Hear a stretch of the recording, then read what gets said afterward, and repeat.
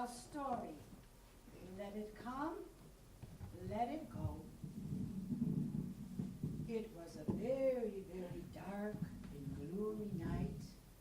The stars were shining in the sky, and all of the people of the town of Rohatyn, Ukraine, were sound asleep, dreaming their dreams. But a young woman by the name of Roxolana could not sleep.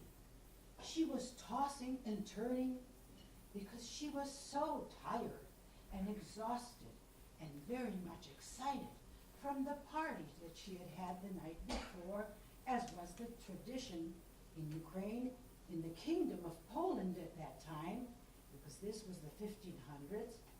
She had been partying with her bridesmaids as she had become betrothed to a young man in the village in the town of Rohatyn. Yuri was his name.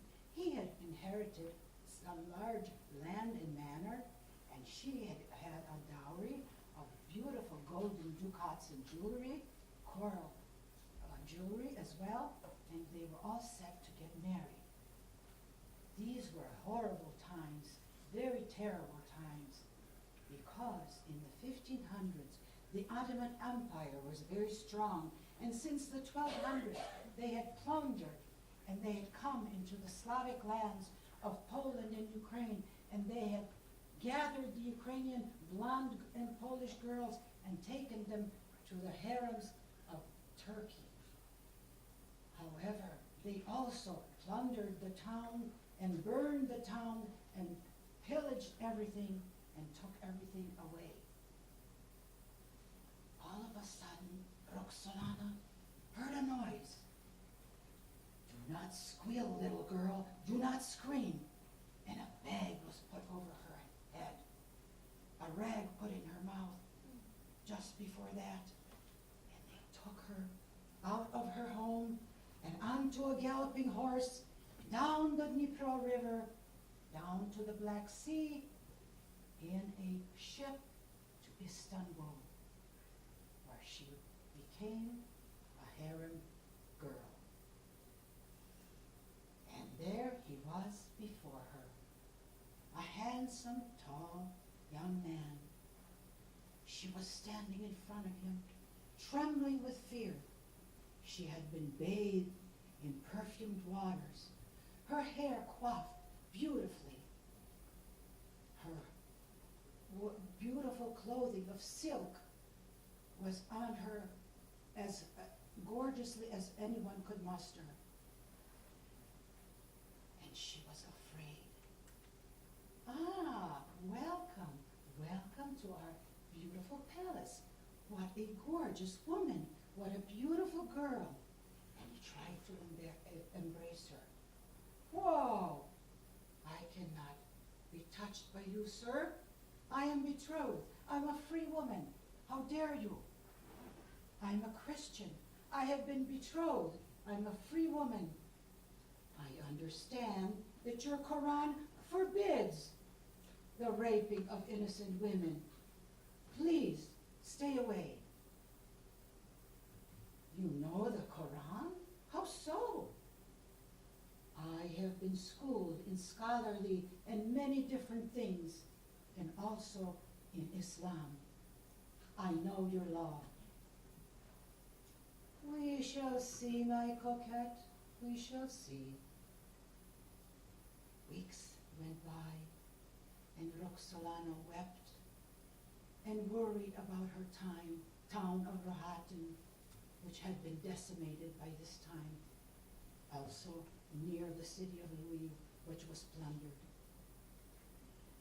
She worried about her mother, her father, and about her fiancé, Yuri, but it was not to be.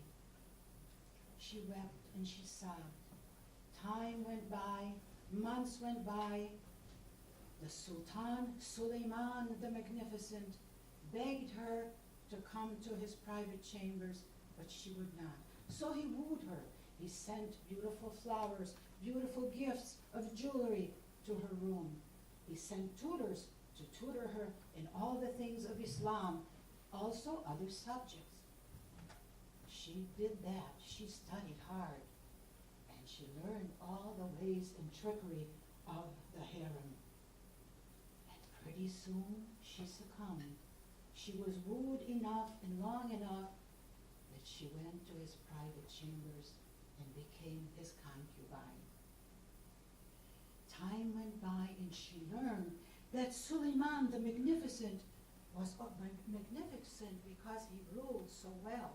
She learned the laws and she became his confidant. She was politically astute. She was shrewd. She was politically very intelligent. And so she guided him in all the ways of governance, in the law, in political things as well as in the army and the governance of all his lands. He loved her for this. He loved her very much. He wrote her poetry. My leaf, my plant, my beautiful Roxolana. You are the most beautiful of the beautiful. He wooed her and he loved her, and pretty soon they had 5 children, a daughter and 5 sons. But there was intrigue in the palace.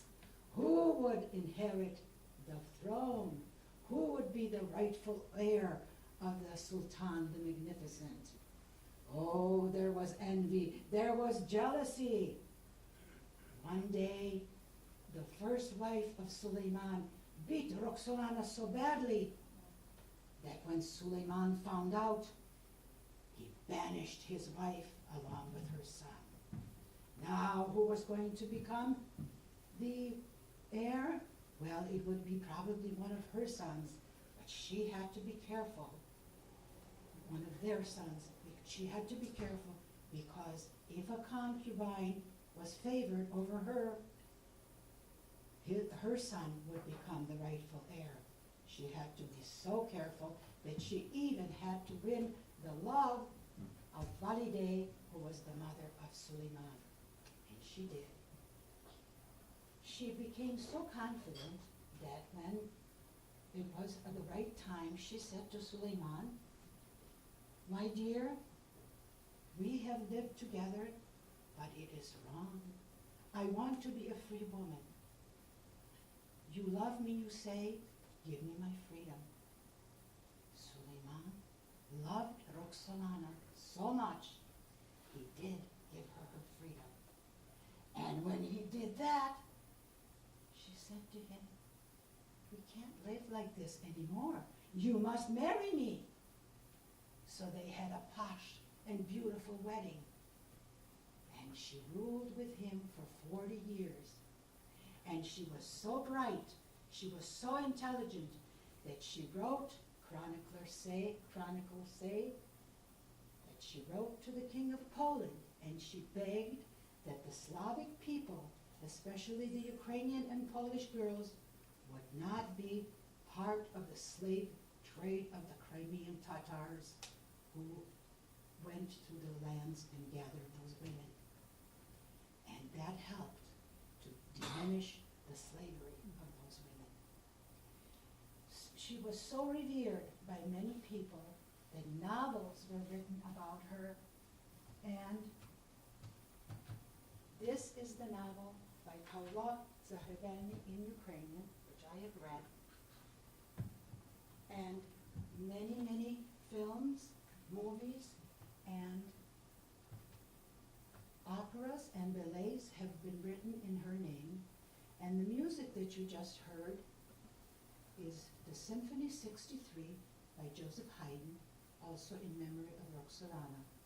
In Rohatyn, Ukraine, which was rebuilt, a statue stands to the memory of Roxolana, as well as in Mariupol, which you may have heard about in the news, another statue. In in Istanbul, when she died, a beautiful tomb with mosaics lies there in her memory next to Suleiman the Magnificent. And I was fortunate enough to have visited in 1988 in Turkey to see the harem, to see Topkapi Palace, to see the tomb of Roxolana, who ruled Despite the Ottoman Empire's strong will, she ruled so well that she became the Empress of the East.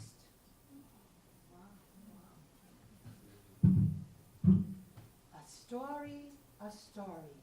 Let it come, let it go.